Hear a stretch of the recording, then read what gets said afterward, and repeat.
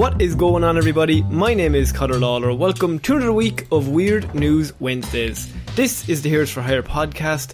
We are back again talking all the strangest news stories from around the world. We talk about the news the real news is too afraid to talk about. As always, I am joined by my partner in crime, I should say. Oh my God, Shaun. It is Mr. Shaun Meehan. He made... Look, honestly, listeners, usually I would absolutely rinse Connor for making even the slightest mistake in the intro. But you know what? It's a very warm day. We're both heat-stroked boys. Now, to be fair, I did, before we clicked record, say, I'm a professional, Shaun. He did, and then he said, one take Lawler, they call me. I did say that. He said that out loud, I mean, it's one of those that you had it coming, and I feel like I might have had this coming. Well, 100 and whatever weeks we've been doing this, you're allowed a couple of mistakes. I will say I'll never let you forget it. That's true. This is going in like your eulogy, my friend. Remember that time he slightly fucked up the intro of episode 140 of Weird News? Because I do. Shaun, this is Weird News. What do we do here? You have spent the week gathering all of the weirdest news stories from around the world. You're about to read them all out to me, a man who has not heard any weird news stories at all, as I've been too busy eating spaghetti. I don't know. Did I tell you about my spaghetti incident today? You weren't going to improv class anywhere, for fuck's sake. Not at all. But I had some spaghetti earlier and made a mistake I made the sauce. I was trying to be a good boy. Made the sauce from scratch, right? And big show. Not ground. What are they called? Chopped tomatoes. And so far it's not looking good for this sauce. Well, Connor, I'm wearing a white shirt at the minute. I was wearing a different white shirt beforehand. Bold calls spaghetti with white shirt. I didn't even think about it. So there I was cooking. It spat big load of fucking tomato on me white shirt. I think growing up is realising no white shirts with spaghetti. Even if you're in your 30s or 40s, I mean, there's a chance. There's always the chance. You just have to plan ahead for that. I would also say no red shirts with spaghetti, because it'll be a different kind of red and it'll stand out more. It just looks weird. Oh, it could look like a tie-dye shirt, though. How much sauce are you spilling on yourself, my friend? Just swimming in it. You in a three-piece tie-dyed suit. Well, people think it's tie-dyed, but in reality, it's just sauce. Basil and tomato. So, Shaun, we are starting this week with a story that the minute I see it, and it actually has broken a lot of mainstream news sources this week. Interesting. And the minute I see it, I thought, that's what I'm starting this week with, because it's a perfect encapsulation in the Venn diagram of just stupidity, shithousery, and just a massive result of very minor mistakes. Because I have a woman and her cardboard sign ruined the Tour de France and now the police are after her. I think I saw that. Well, I saw a big 47 bike pile up. Is that what I'm thinking of? Yes. Okay, I didn't look into this intentionally, so I'm delighted it's coming up. In the most cartoonish turn of events ever, law enforcement is on the hunt for the woman who caused a massive crash at the Tour de France after she struck a rider with her comically large cardboard sign while trying to get some screen time. Now, if you haven't heard this, this was the very first stage of the Tour de France. Oh dear, and so poor start. All the best lads are at the front. Like the lads that you want to win it. They're all geared up for the day. They're pulling off the starting line, and this woman sees her chance because the cameras are going to be on them. Yeah. And so she's got a big sign and thinks, this is the perfect time to get some screen time. Going to shout back to the family at home, look at me, ma'am, I'm on TV, kind of thing. I have access to cardboard and a Sharpie, father. The spectator pushed out her sign as the peloton fast approached, but after focusing on the TV cameras and not at the race at hand, the sign ended up clipping German rider Tony Martin, resulting in a massive domino-style pile-up that knocked over dozens of riders. It's terrible to say, but I love watching a load of bicycles crash, because It is like dominoes. It's just this. It just gets worse and worse and worse. Because there's nothing you can do. Like, if you're the fifth guy back and the first four all fall, there's nowhere to go. And like, it's the start of the race. Like, you're so close together at that point. So, with the Tour de France cyclists piling up on the track and spilling out onto the side, onto innocent spectators, the race was held up for several minutes, and it took around 25 kilometres for the group to recover. What? 20? As in, for everyone to, like, to catch be back back up. Fucking hell. And was there any, like, you know, and given to say, like, look, that clearly wasn't that's not down to your skill as a rider, sir. You just wasn't fast enough. You have to be aware of all the things that are happening, Shaun. What kind of cyclist doesn't know how to dodge? Come on. Dodge, duck, dip, dive, dodge, cycle. They're the 6 rules of cycling. And there's a slight overlap with the dodgeball community there. Now, why we're covering this is there were no serious injuries, except for maybe German rider Jessiah Satron. I feel like I'm mispronouncing that. He had a severe contusion to his right wrist that will have to have further examinations. So he had to pull out of the race. But everybody else was just in a big pile up and no injuries were very serious. Now, Tony must be fucking livid. Naturally, those watching at home were absolutely baffled by the woman's determination to get 3 seconds of screen time, which effectively ruined the tournament that the cyclists have spent all year training for. And was the Tour de France cancelled last year? Am I right in thinking that? I actually can't... I mean, it was in the midst of... Like, if it's this time last year, it is in the midst of a lot of things being cancelled. Yeah. So I can only assume it would have been. What a start to the return of the Tour de France.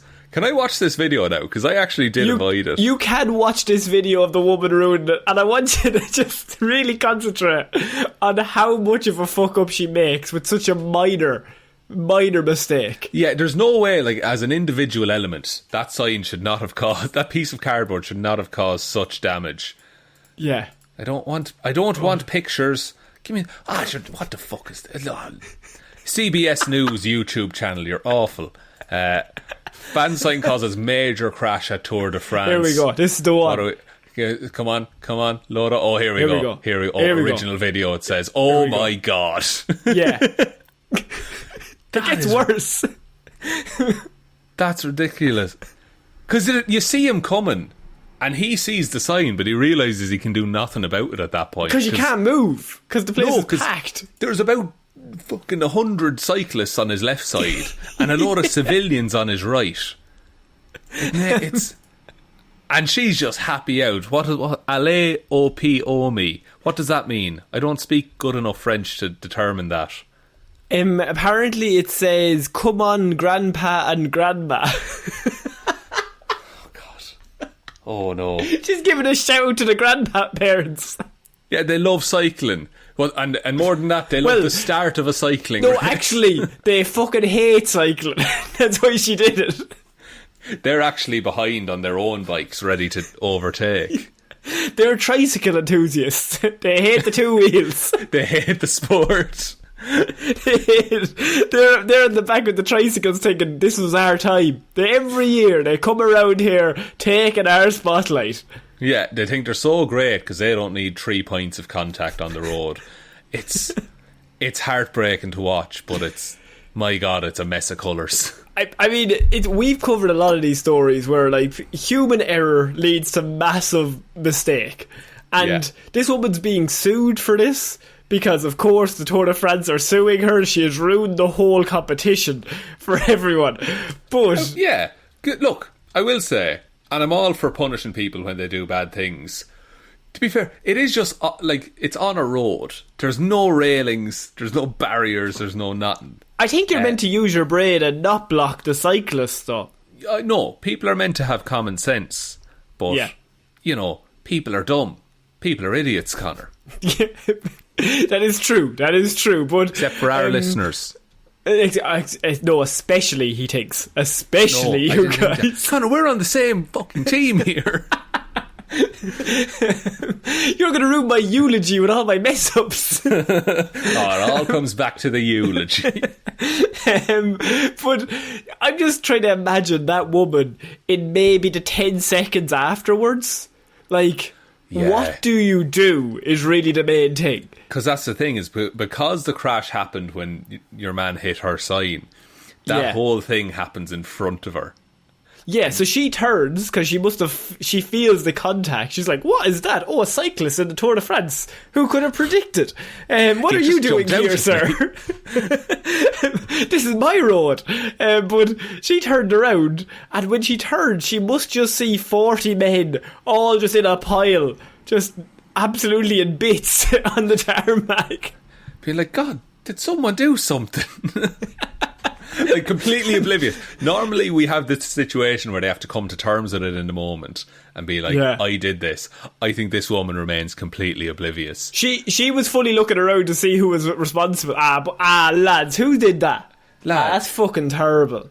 She was mad because the camera stopped pointing at her sign and like panned over to the 40 cyclists on the road. What would have made it better was when they were on the ground, she runs back over with the sign on her knees, just like still in front of it. She flips it around and it says, ha ha ha ha. I hate cycling. And she's got a little like Hamburglar mask on. She's like, you'll never catch me. She takes one of the bikes and she's like, I'm going to compete. It's not your race anymore. And then you have this situation where she's on the run, right? But because it's the Tour de France, the police legally bound to follow her on pedal bikes. And they have to protect her because she's in the peloton. So now she's part of it. She's signed up. Yeah, so like she and then there's this beautiful story of the nation comes around to love her, and this is over multiple days, and they sleep in between, but they never like arrest her. They're just like, let's see how far she gets. They just keep travelling to the next city to complete the race. We'll get her after the next leg. We'll get her after the next one. Yeah, and they're arguing just like, sure, look, wouldn't it be class to say you did the Tour de France, like? She's probably the only one not on drugs, to be fair, in the race. So she one cyclist who's ever famously done drugs. Wasn't there the stat of like the 2004 Tour de France, or I don't know what the year was especially, but the lads who finished first to 17th have all been done for drug use. So the guy who finished 18th is technically the winner of the Tour de France. He's the best like unaltered Tour de France member. That's something there was this conversation I heard, I think it was on another podcast at some point, but like if there was like the regular Olympics and then the steroid Olympics, you'd watch it. Yeah, like no one would watch the regular Olympics, surely. No, and I just think let them take whatever they want. Like Tommy Tiernan had a bit on that once, but like He once said that if somebody wants to run the 100 metres in 4 seconds, I want to fucking see that. I want to see what happens. That's like, very, very true. Riddle them with steroids, let them out. But I don't want like half of them on steroids and half of them not. I want everybody, a whole scale change of the sport that everybody knows what everyone else is doing, and you have to like get a better drug than the other team. Yeah, like, and then it becomes like, they only won because they could afford better drugs. It's never that he trained harder. Oh god damn, he took more drugs. It's like I rock up to the Olympics and suddenly I'm fucking Captain America. I'd watch that. Yeah, like normal lads just showing up. Me and you just fucking trying our best. Just turned up into the weightlifting, and all the boys like absolutely jacked, and he was walking. We're like sitting on a couch. We just say, fucking right, here we go. Right. We're just like, we'll do it together. All right, 1, 2. So yeah, this woman has ruined the Tour de France. She's ruined all of summer sport. She's ruined the whole cyclist calendar, and I feel like that's a lot of effort, a lot of pressure to put on one person, but also very funny for 1 3-second mistake. Oh yeah, and that's what, no matter what happens in this Tour de France, that's what it'll be remembered for. Absolutely, nobody will remember who won, just this lady. So we're moving on to our next piece of weird news, Shaun, and it involves naked sunbathers violating COVID restrictions. I love this headline. Please continue. Naked sunbathers, I should say, fined for COVID violations after cops rescued them from a deer. What? A deer, like a deer, like an animal, the deer. Like a deer, yeah.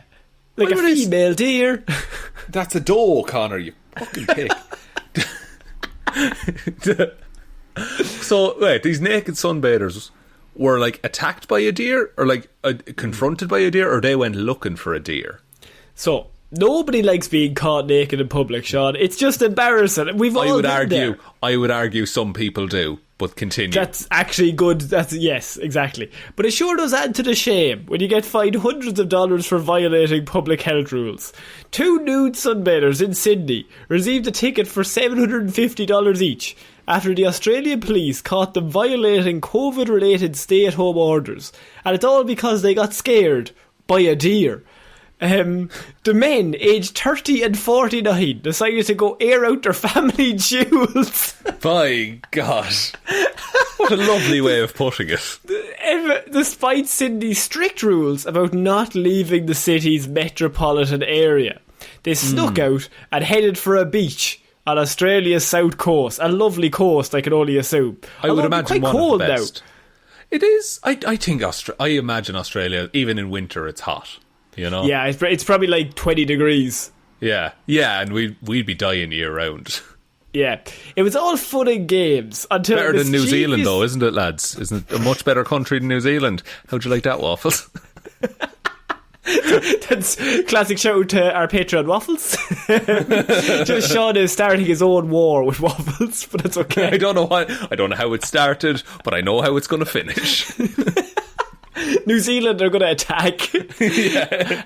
I think actually New Zealand has like a population of 4 million. We have a population of 4 million. I think it would be the most laid back battle of all time. That's what I was just going to say. Like, we'd start fighting and we'd eventually just sit down and chat and become friends. And we just fuck it. Fuck it. Cans.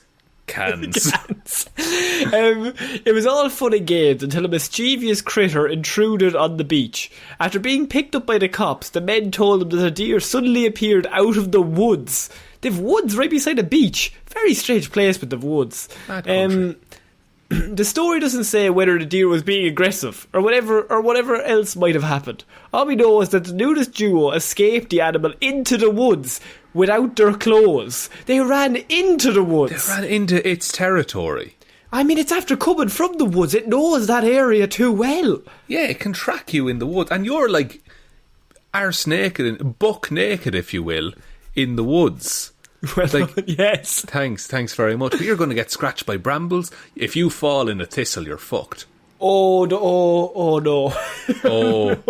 Think of all the places a thistle could sting you. And you couldn't sit down anywhere. Oh, like on a log. Dock leaves. Running through the woods. This might surprise you, Shaun, but the men soon become helplessly lost. I would say so. They kept wandering around until they had no option but to call for help. According to the New South Wales Police, the authorities received a call for assistance from the men at around 6 p.m. that night. The cops went to the rescue both by car and a helicopter.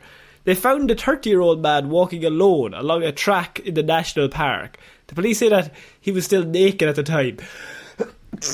Oh, God bless you. You sneeze there. It's all right, Connor. You're allergic to news. I'm allergic to nakedness. I'm a pasty Irishman. He's uncomfortable all the time. with the concept. A while later, the helicopter located the 49-year-old, likewise only partially clothed, elsewhere in the woods. Clearly the two had gotten separated in the forest. How do you don't split up? Yeah, like I'll look for the exit, and then if I find it, I'll wander back into the woods. You look for the deer. Yeah, you take him down. Look out for the antlers. That's his weapon. The relief at being rescued probably didn't last too long. Both were soon enough handed a fine for unlawfully leaving the Greater Sydney area. So, I mean, they got saved, but then they're like, yeah, but we have to fine you now because you technically broke the rules, even though you are naked and after being chased by a deer for the last 3 hours. But that's no excuse for breaking COVID guidelines, my friends. So, how long does it say how long they were in the woods before they decided to call for help? Because it doesn't say how long they were in the woods, but I mean, I think it would be quite a while before you admitted that you were hopelessly lost. At what, like, why run into the woods when you're just seeing a deer? Run down the beach. Yeah, or at least grab your clothes before you go. You know, like... but I think they were worried. They did the trick of they put the phone in their shoes, and they're like, nobody's going to find that. So we don't want to touch that. It might fall out. Yeah, and no one ever steals shoes, like... So that's actually like that's as good as putting it in a safe. You have shoes on the beach, stick your phone, stick your watch, stick everything inside there, stick your wallet in there, go into the sea. People are kind of like, geez, I want to rob him, but I have no fucking clue where he puts all of his valuables. We're dealing with some kind of fucking magician here. Like, a lot of people don't know, Fort Knox is actually just a load of shoes on a beach. Escape if you can, but you never will. So, I mean, go on. No, I was just going to say that, do you think these two men found it funny, or they're never going to tell anyone about this ever? I think they know that they're breaking the law, and I think there has to be a big chat amongst themselves to be like, we have to call the police at some stage, but can we get out of this by ourselves? So that's why I'm thinking it has to be hours, because it takes a while before you have to admit to yourself, fuck it, I'm willing to take the fine and get arrested. Just realised something, Connor. Go on. So these men, they're absolutely naked, but they managed to grab their phone before running into the woods. Oh, exactly. Yeah. They received a call for assistance from the men at around 6 p.m. that night, yes. So they had the presence of mind to take their phone, but not the rest of their clothes. Well, maybe their phone was not actually in their shoes. They had put it in somewhere else. So some kind of backpack, perhaps. Not technically clothes. Not technically clothes. They're just running around with a little backpack. Just completely naked. But with, adequate preparations. One of them has a fanny pack. Yeah, oh yeah, just a little fucking zip thing. Yeah. Phone in that, absolutely grand. Absolutely, and so they have enough to ring the police, but then once again, you have the phone with you. There has to be a conversation between the two of you to be like, we have to call them in, but we don't want to. Get a Google map or some sort. I mean, you could do Google Map. You could do, actually, it's a computer, technically, so you could do anything other than call the police. Yeah, you could, you could probably call an Uber and, just fucking get it. And the deer shows up driving the car. Oh, no! Oh, this guy again. Also, the deer scared them into having to pay the fine. I think at that stage, if you're naked, any animal shows up, you're already a weakened position. Well, the animal is also naked, to be fair, so in many ways, it's true. Finally a level playing field. Yeah, nobody has dignity here. We just have killing machines. Yeah, but if you see a giraffe in a fucking shirt and tie, you're dead. Oh, fuck. Yeah. Is he going for a meeting or is he going to kill me? I don't know, Shaun. I don't know whether this herbivore will murder me or not. So, Shaun, I feel like the Australian lads, they're after having a tough time, but they can rest easy knowing they're still better than everyone in New Zealand. So, we can move on. We can all rest easy with that. Why am I joining in? I don't want to cause any ruckus. We're a tag team in this, Connor. I don't know why I always tag team with you. You get me involved. It's you and me versus all of New Zealand. I actually quite like New Zealand. Yeah, actually, I think that's the best place in the whole world. It's class. They have Lord of the Rings. Yeah, and also they're quite good at dealing with issues that have been plaguing the world for the last while, Shaun. I don't know if you noticed. No, sorry, fill me in, Connor. This is weird news, correct? It is, yes. Okay, good. So, Shaun, we're going to move on to our next piece of news, and I have a Wyoming man who, sometimes you see a headline and you think, that's weird news. That's just us, because we've covered this a few times, but this is a new little spin on it, because I have Wyoming man calls the police to ask why he wasn't arrested, is then arrested. Sorry, lads. Just a quick question for you here. A Wyoming man who asked a sheriff's dispatcher why he hadn't been arrested soon found himself in handcuffs.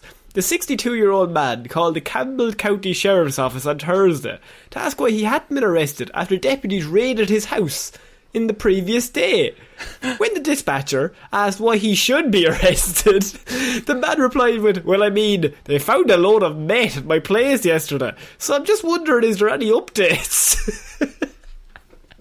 Like, lads, like, should I be ready? Should I be ready to go, or is this are we all good here? Is our transaction completed? And I'm just having a quick follow-up call. Just a bit of information I need. I love the idea that this lad was like lying awake at night, being like, "Am I? Like, is this? Yeah. Am I? Should I wait for a knock on the door? Like, am I going somewhere? They never. I should have been told."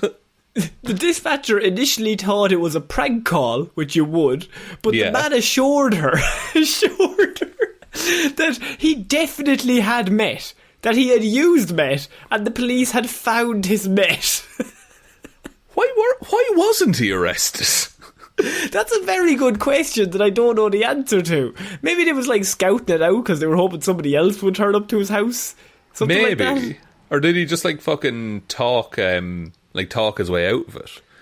Eventually, the man also told the dispatcher 10 young men were following him. So while he had her on the phone, she should look into that also. Just one other thing. While I have you here. While I have you on the phone. I'm currently being followed by close to a dozen ruffians. And if someone could look into that at your earliest convenience. Like, fair enough, right? I've got meth, I've used meth, they found meth. But these 10 lads, they look a bit sus. I don't want to get involved, but they look a bit dangerous. Some of them are wearing hooded sweatshirts. None of them have taken any meth, that's me. But they look like they're about to, and that's worse. One of them blew a cloud of smoke that smelled like bubblegum, and frankly, that seems odd to me. It doesn't smell like meth, which I've taken, but it smells like bubblegum, which is one step below. Yes, and I know you might be thinking, like, oh, you're unsure, sir. No, I'm intimately familiar with meth. No, Shaun, this is where it gets interesting. Nobody had raided the man's house or was planning to arrest him, said the police. Oh, goodness. Okay. So this was a case of a man literally confessing to having a... He just rang up the police and said, I have a load of meth. What's happened here is that this man has taken a load of meth. And he's imagined that the police have come around and then left. And then called the police station after he was on the meth, saying, God, why didn't you arrest me? That was weird. And the police are like, we've never heard of that man before. We had no involvement with him. But here I have 20 minutes free, so I'll call round. After the call, another deputy spotted the man driving erratically and followed when he pulled off the road. The man allegedly told the deputy after he was pulled over he had used methamphetamine a day and a half before and was still high. What's the... like, how long does that stay in your system? This next sentence is, I think, one of my favourite sentences ever uttered on the show. He told the deputy that there was nothing to worry about, as he had spoken to his higher-ups and they had come to an understanding. Listen, you know Maureen. Well, me and Maureen go way back. All right. I've got above your head. I'll be honest with you. I've got above you. I know you're pulling me over for driving, but I've talked to the big lads at the top. That's fair. And look, I know you're probably not privy to these conversations very often. But we've hashed it out, we've arranged it. It'll be more embarrassing for you if you bring me in. Yeah, because, I mean, they're already... Me and them, we've got a bit of a thing going. We're in a bit of a clique currently, right? And I give them information, they let me off with my meth. It's a good deal. It's a win-win for everybody involved. Who you should be after, officer, is the 10 youths paragliding behind me. He did ask the deputy, had he seen 9 young men roaming around? Oh, fuck, he's killed one. Oh, no. He's killed one. He's like, well, did you see where the other 9 went? They all scattered after I murdered that one. Maybe he was the leader and the other of this bandit ever since, but I can't be too sure. He looked like the youngest. I took out the youngest. I'm like a gazelle. I went in there and I took the weakest. We took the weakest, left some survivors to tell my tale. So he's like, Deputy, I've already talked to the higher ups. Nothing to worry about. I've got met. Don't even blink. Don't even think about it. Also, have you seen 9 young men going around? I talked to you about that. It wasn't solved. It's not a great problem to have around here. Because apparently he said they were threatening him and claiming that they would take his met. And you know me, Deputy. There's nothing I love more than my meth. Again, Metty don't Joe. bother. I know I'm called Metty Joe on the streets, but once again, don't even look into it. Because this will be a waste of your time, my time, and everybody's time. I think we can all agree I should be let off scot-free. And this is my associate, scot-free. Scot-free and Metty Joe. What do you think of this? What do you think of this man? Now, it's a case of he did poorly on the sobriety tests and he was arrested because they found meth in his system. But what do you think has gone wrong here that this man has led to this situation? Sorry, are you confused about what went wrong in this situation? I mean, Connor? I feel like he's just a good Samaritan. He's just trying to turn off the gang drug trade in his area. He's solving gang problem. He's solving gang by... He's taking all the meth onto himself. Yeah, like he's taking it from the youths and he's like, you don't need this, I'll take it, so I'll smoke 40 packs and that'll teach me. Let me show you the dangers of meth, children. And then to ring the police, and I like how the dispatcher was like, this is definitely a prank call. He's like, no, they were here. I like how straightforward the dispatcher was, just like, and should you be arrested? Yeah. Like someone rings you up and goes, sorry, just a quick follow-up. The police were here yesterday, they found a load of meth. I was just wondering, am I going to be arrested? What's the deal with that now? What's the dealio with that kind of situation? Sir, can I get like a name from you, please? No, they'll know my name. Talk to the sheriff. He'll know. Yeah, I'm well known around these parts. Metty Joe, ring a bell. Please, Methy Joe was my father. Call me Crystal Meth Joseph. Shaun, has meth maybe played a part in this man's fall from grace? I mean, well, let's not bring grace into this. Yeah, but okay. I think Methy Joe, his problems, I'm sad to say, might stem from the meth. Honestly, yeah, I think he might have ratted himself out, which is the worst kind of snitch. Yeah, it's like when you get mad at someone for something that they did in your dream. It's just like they have no control over this, but it's that situation, but it's something he imagined while he was high on meth, then got him arrested for possession and use of meth. And it's a bit of a tap-in for every officer. Like, whoever gets there first gets the easiest arrest ever. Yeah, like, we don't have to plant anything. We've recorded his 911 call and he told us he had meth. Like, this is actually, it's leading to a very, like, string of easy jobs for a bunch of people in law enforcement. Like, the dispatcher had a grand day.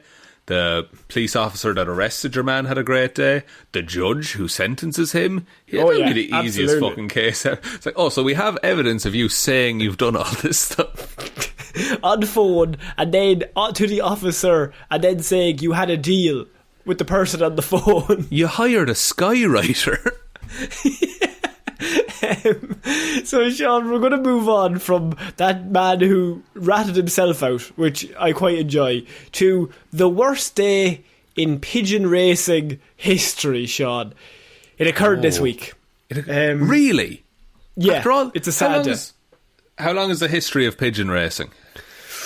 I can only assume thousands of years. It goes back to 19 BC. 19 BC. It's oddly specific for a man who just said, I can assume thousands of years. I can assume. I like to start broad and then very quickly narrow. into the most specific of years. You just downloaded that information. I went broad, then I thought, no, the people need more. They know I know this information off the top of my head. So, I mean, it's 19 BC or around 21 BC. I'm not quite sure. Well, modern pigeon racing originated in Belgium in the mid-19th century, Connor. Yeah, that's what I said. The 19th century. The line BC. is very bad. Very bad lately. Did you think I said 19th BC? I said 19th century BC. The 19th century BC, I understand. Perfect. That's actually further away. It is, yeah, you're going backwards. Yeah. So this is the worst day in pigeon racing history, Shaun, because thousands of birds have vanished during a race. Oh my God. So pigeon racing, by the way, is where birds are released from one point and then they fly back and then they go to their home. So yeah, were these birds based in the Bermuda Triangle by any chance? 9,000 birds set off from Peterborough. 9,000, Shaun. On their way to the northeast on Saturday. In what normally would have been a 3-hour race. How many of them arrived? 9,000? 4,000 arrived as 5,000 pigeons had vanished in what was described as the worst ever racing day. I was just going to, that's not a standard, margin of loss for pigeon race. Yeah, over half. Yeah, over half of 9,000 is a lot. It's terrible to say, but I assume on a pigeon race, you're going to lose one or two pigeons along the way. One or two is going to be like an idiot and just start flying somewhere else.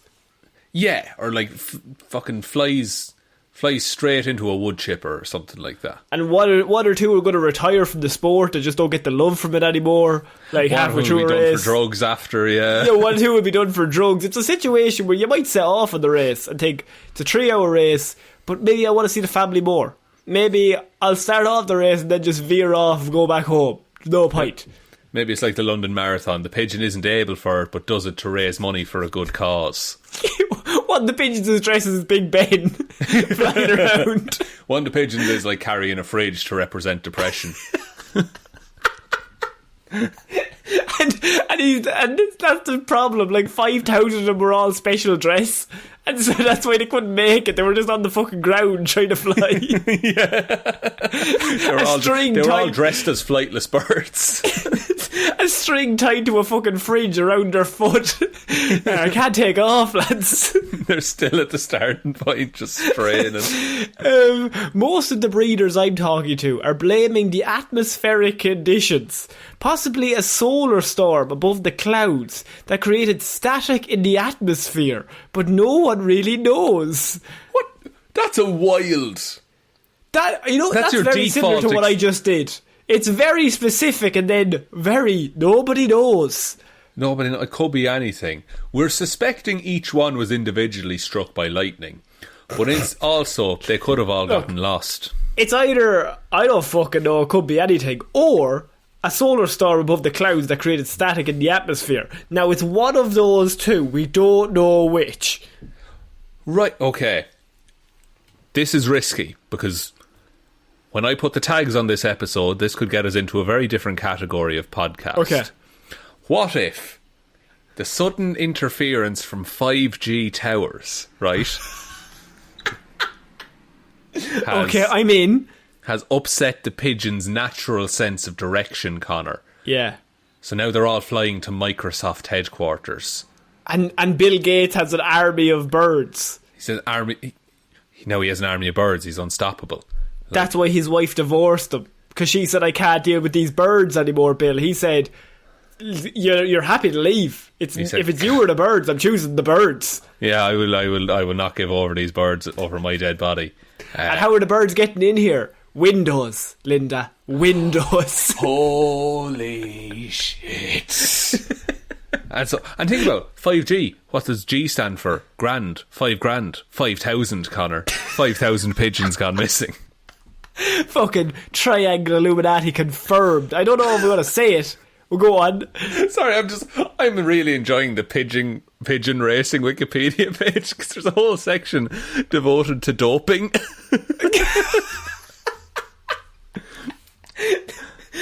I like when in the horse racing as well. They're just like, the horse was dope, and I'm like, he definitely wasn't. It was definitely somebody else. Someone gave it to the horse, like.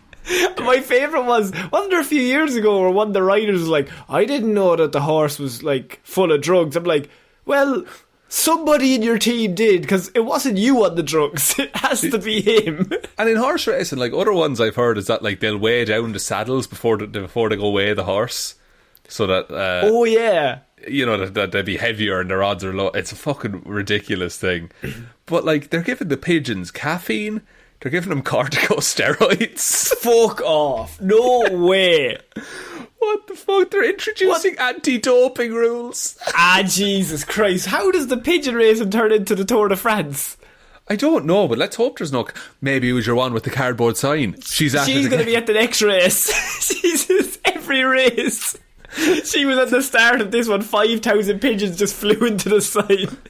It's a very big sign this time.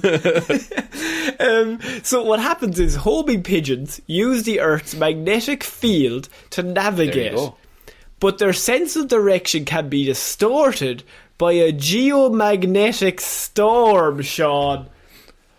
Oh, like in the movie Geostorm. Like in the movie Geostorm, maybe a solar storm above the clouds that created static in the atmosphere, like Mr. Richard Sayers told us. Right, okay. So wait, if it was static in the atmosphere, did it just impact their sense of direction, or did it like shock all of the pigeons at once? No, it's just their sense of direction. So they think 5,000 pigeons are out there just lost. Just forever circling the globe, just like...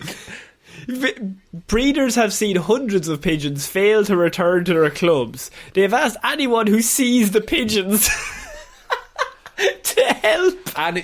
Any identifying markings on them? Well, they're pigeons, sir. I mean, they say that they have identification rings, but like, who's looking at a pigeon going, what's the fucking ring on that? What's that? Bob? Yeah. Is that fucking Bob? How do you read an identification ring on a pigeon? Carefully is the answer. I think you'd have to get quite close. You need to catch the pigeon, like the famous show. Exactly. You need Muttley and all the lads. Pigeon racing was contested at the 1900 Olympic Games in Paris. What? Serious? Yes. That's weird. That's not a very good spectator sport, I would say. No, although to be fair, any of those spectator sports, like, if you turn up and you're at one part of the race and then they just all run past you and then it's like, right, well, that's done. That's great. Yeah, we'll go home now. It's like the St. Patrick's Day parade. Like, it's just... But that's designed, like, it just moves and there's different things all the time. A race is like a very shit parade. Not to keep it on the Tour de France, but those lads are absolutely, like, in Irish terms, booting it. They are, right? They're not hanging around to wave. Like, they're going about 60, 70 kilometres an hour, just like cycling. And so they came to Ireland a few years ago, and my dad always told the story of everyone lined up for hours to go down and see them, and they all stood down and they all just went vroom, and then they were just gone, and you were just like, well, that was good. Right, that's good. I'm glad you saw that now. So that's like that blur that we seen. So they say something happened to disrupted their navigation abilities, that they can't find any of these pigeons, and if we find them, we have to return them. They also say we should give them food, water and a rest before allowing them to continue on their way. Sounds like a fucking press report put out by the pigeons, being like, yeah, lads, just give us a room and board for the night and we'll move on. Shaun, this is the worst day in pigeon racing history and you're taking the piss. I think it's outrageous. Look, I have nothing but respect for the pigeon racing community. You know, I don't have much respect for the lads that train them. I have respect for the pigeons, to be fair. Pigeons are doing the hard work. Yeah, it's a pretty messed up hobby when you think about it. Because now 5,000 pigeons are lost. Like, what if they had a family back home? The thing about that is why we're allowed cover this is they're not dead, they're just lost. That we know about. So they're just flying. They're just flying around someplace. How do you... Were the 9,000 pigeons, were they all belonging to one person? No, it's like you have trainers. You'd have a lot of teams. You'd have right, guys so they all let them off like, at once, kind of. It's not one yeah, lad. So you turn up, you rock up with your team of 5, and you got the 5 best pigeons that you have. Yeah. And you rock up, and then we release those 5, and if one of those win, you get the money. Oh, so I could get my ragtag team of pigeons together who all come from like different upbringings. Like there's different the posh one. Areas, yeah. And they don't really get on at first. And there's going to be a midpoint in the journey where they really don't get on. Oh, they split. And then they realise... They split, and then they realise we're stronger together than we are apart. Yeah, and someone is telling them like, listen, you're meant to just fucking eat chips in a train station, and then he's like, stop pigeonholing me, and they say that's what we call our house, and then he goes off to become a prime racing pigeon. You train them to form some sort of Megazord. Kind of like legs and arms, then they become Optimus Prime, and then they fly through rocket fuel to the finish line. And the villain pigeon that they've been fighting against this whole time hurts his wing at the end and is dive bombing, and our hero pigeons dive down and pick him up and carry him across the finish line. And they're like, we're going to finish together. We're going to finish this together. And the little at the end villain, of the day, we're all pigeons. The little villain has a little moustache and a little scarf. He's a little evil pigeon, yeah. Yeah. I think this is a movie. Pixar could do this. Do you think there's a movie about pigeon racing out there? Is there not that movie that had Ricky Gervais? That was about the birds? The animated movie? Spies in Disguise? No, that's not it. Oh God, I don't know. Was it about World War II, like owls or something? There were war pigeons during the war that like you'd send messages by pigeon and shit like that, but I don't know is the answer. I'm pretty positive there's a movie that has Ricky Gervais in it as a bird. 2007. Somebody look that up. Let me have a look there. War pigeons during World War II. Yes! Starring Ewan McGregor, Ricky Gervais, Tim Curry. This is an all-star cast. It's called Valiant. What year? That came out 2005. Oh, I said 07. That's fair enough. I said 19 BC. Tag with the same kind of confidence. It's just like, it's so mad because it's a Disney movie, but it's just like 5 years after the declaration of World War II, 3 homing pigeon service. I think that was along the same lines of all those animated movies they did for a few years. Always had 3 characters that were animals. Wasn't there the one where wasn't it about a farm and there was like a cow and all that? I can't remember what that was called. No, not Over the Hedge. Although Over the Hedge was one as well. But there was one about a cow on a farm animals on a trip as well. Barnyard? It could be Barnyard. That's like 04 as well. That was 2006. So this is not Movie Monday, Shaun, but this is just us reminiscing about old movies nobody remembers. That's what Movie Mondays is for. That'll tell anyone listening to this, we have a head full of useless information about shit movies that I've seen when I shouldn't have.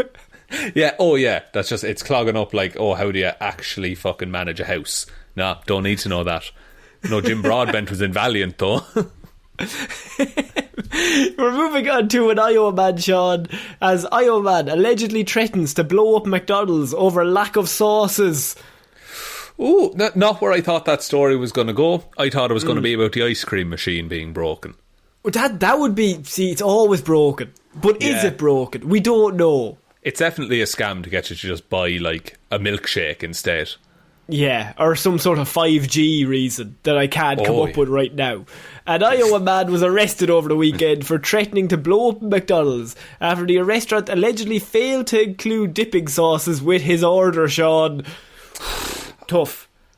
I have this happen to me regularly though with takeaways, and you just get on with your life, don't you? I think you just accept it. Like, who gives a shit? I'm not making someone drive back to my house like to give me a fucking sachet of sauce, because this is a small town that I live in. I ordered sushi last week and they didn't send any chopsticks with it, and I like using some chopsticks. I just went and got a knife and a fork. Just what can you do? That's fair. Stage? We had that happen a couple of times. You know what we did? We actually bought ourselves some chopsticks, Connor. Oh, very smart. Very smart. Reusable. reusable chopsticks, reusable straws as well. Oh, it's sorted now. Good stuff. Bold strategy. You're living in 2025. So yeah. Wow, 4 years ahead. Like, not that advanced, but like advanced enough that like it's impressive. Like, yeah, fair play to you. That would be probably usual in 2025. Yeah. So Robert Galwitzer, 42, called up his local McDonald's in Ankeny after finding he had no sauces for his chicken McNuggets, Shaun. Not his nuggies. The employee told him on the phone that a mistake had been made and apologised, but this wasn't enough for him. Of course it wasn't. Why would it be? He became erratic in his responses on the phone, continuously telling them that a mistake had been made and he wanted it fixed. But like, it's sauce, dude. You probably have sauce in the house. What sauce did he want? It's not said what sauce he wanted. What are you going with McNugget? Like, I mean, ketchup's a classic choice. It's simple and effective. Every house has it. Yeah, or bit of HP brown sauce. Why not? I would never. That the HP brown sauce is the work of a lunatic. What? So I thought you'd be a man who'd love HP brown sauce. I'm a ketchup man on everything. Ketchup man on everything. My God. No, I used to be a fiend for ketchup, but I've just gone off it the last few years. I rarely have ketchup now. What are you having with chips? Mayonnaise, ketchup, or brown sauce? Do you know, I'd usually have some kind of garlic mayo if I was out. Madness. Absolute lunacy. I usually get the sweet potato chips myself. Just get ketchup, call it a day, we've peaked. Okay. Do you have salt and vinegar on your chips? I don't, but I'm just a lunatic. To be fair. See, you've lost all credibility in the argument. I don't really get takeaway chips. I do them in the oven, Shaun. That's fair. The only time I get them is in a spice bag. But I've already talked about spice bags on this show. I don't want to get spice bags. You'd love a spice bag, Connor. You're a spicy boy. I'm trying to keep fit. I don't want to be spice bagging. It's carb and protein. It's perfect. He allegedly threatened to blow up the restaurant. Sorry, not to change the subject. No, it's fine, change it away. He allegedly threatened to blow up the restaurant after a few minutes on the phone and punch an employee over the offence. He also stated that he'd come down there and give them more sauce than they could possibly handle. And then the article says, it's not clear what he meant by this threat. Was he gonna? Yeah, like, is it a case that he's gonna dump ketchup all over the place? Which in that case, you have your ketchup, dude. Yeah. If you're arriving with sauce, then you've got nothing to complain about. You had sauce at home. Yeah. Probably better sauce than the McDonald's ketchup packet, I would argue. Yeah. That'd probably be shit. Police said call Galwitzer at the phone number he used to make his arrest. So the employee contacted the police. And what happened was they just gave them like his number. I'm like, yeah. This is the number he rang us on. And then the police rang, he used to make a threat. At which point he admitted to making a threat, and then admitted again during an interview at the department. He stood by his threats and said that he had been wronged. And not since the great pigeon disappearance of 2021 has there been such an injustice. He said he wanted to make a counter case against the McDonald's for false advertising. Fucking hell. What? Is this man like... Here's the thing. Because there are some people who are just mental, right? But there are some people who are entitled. And we've worked in retail. So people are fucking dickheads as well. People are pricks for no reason. Except for our listeners, you're all lovely. You're all great, except for Waffles. Go on. Waffles, you're nice too. All right. He's the best one. He's the best one. That's why we're now doing Connor, this. Dial it back. He's not the best. He's mediocre. No, you've gone too far. 8 out of 10. I mean, I'd take that myself, I'll be honest. Connor's never deemed to give me a number rating. That's a human. Yeah. But some people are just dickheads for no reason, and I think that's what this man is. He'll just complain about anything. So now to threaten explosives is a bit excessive, I would say. Firstly, it's not going to solve your problem. It's just going to make it harder to get the sauces, if anything. Because if your problem is you have no sauce and they are the place that has the sauce, if you blow them up, then nobody has any sauce. So, yeah. And the ice cream machine is broken forever. Now, he hadn't been informed of that at the time, but I think if he had, I think TNT would have already been used. It would have been pulled up and it would have been brought down. He would have just been out there with like the big plunger ready to go. That's all I imagine when I hear of explosion. Like a cartoon Wile E. Coyote. That's all I can think of, yeah. But this man, he rings up, he orders a McDonald's. They go and come with a sauce. He's thinking to himself, right, you know what's going to happen here is obviously explosion is the next logical step in this scenario. What do you think would be better, right? He either doesn't get sauce, he doesn't get his ketchup, or he gets a packet of strawberry jam. Which do you think would be better as a scenario for this man? For his chicken nuggets. You think McDonald's has strawberry jam in those little tubs? I'm nearly positive they have strawberry jam. They absolutely do not. They have honey. No, maple syrup. They have maple syrup. Do McDonald's have maple jam? syrup, but that's not even maple syrup. Like, let's be honest here. That's gone through some serious straining. Strawberry jam, 15 grams, McDonald's UK. Oh, it's a fine-looking jam, Connor. What are they selling that with? They do a breakfast.